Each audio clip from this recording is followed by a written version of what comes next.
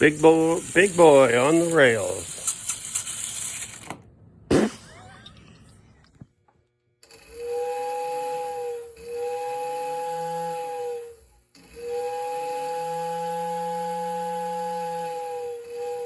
everybody, and welcome back to Old Frail and Decrepit. Today we're going to have a look at some of my MPC locomotives, and of course going to run them too.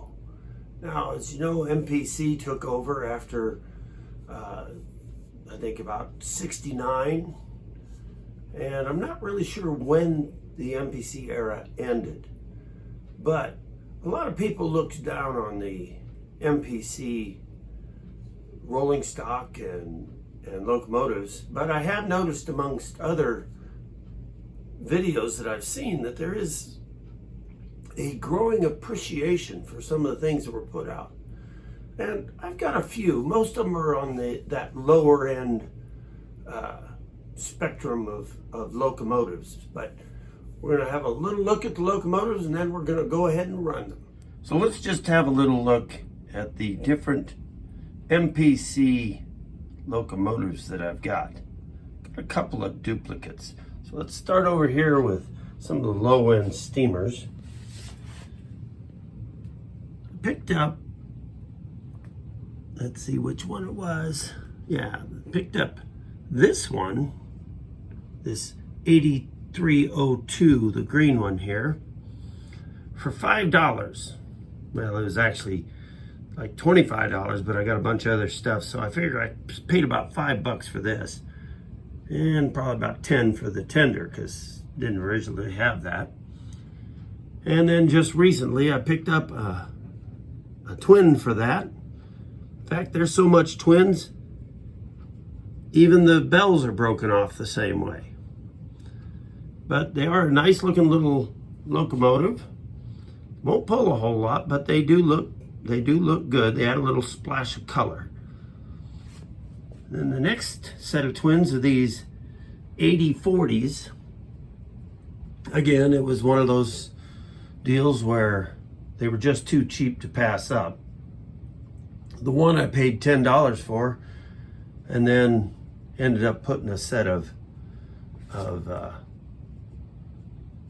sidebars on it because it didn't have any. This one was the second of the MPC locomotives that I got. I really like the color, and it's actually been a very nice locomotive. The only problem I've had with it is that I'm really clumsy about putting the headlight in and putting it back together, because I put a brand new headlight in it, put the shell back on it, and promptly snapped the headlight off. So I guess you gotta learn to do it sometime. But this has the sound of steam, which of course just sounds like a off-station radio, but that's okay. It is a sound. Then we have the 8042. Now this is a die-cast shell on that one. In fact, this one almost didn't make it into the video because I had it in another drawer. Now this 8142 back here, I got that at a train show. It was in an earlier video, but it was really rough, and the guy just didn't think it was worth bothering with. So I got it cheap enough. I think I paid like $18 for it. As you can see, I had to jerry-rig my own connections because they were both gone. And the sound of steam in that works also. And that's a nice puller. That's got some power to it.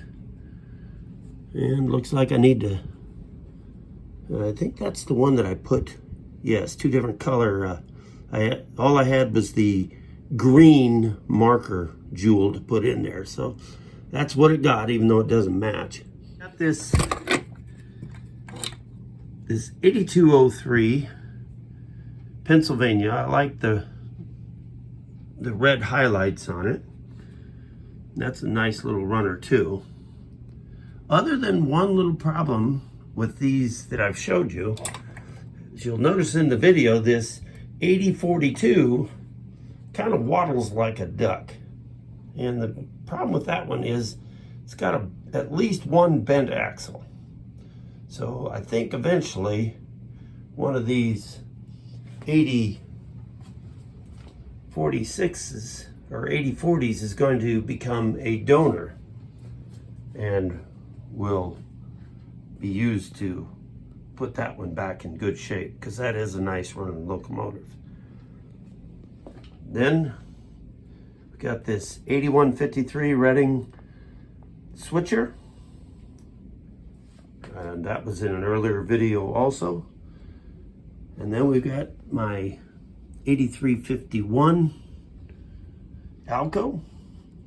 I usually run that with the Amtrak cars, and you'll see that in the video also. But it is a nice smooth runner. And of course we got the B&O GM50, which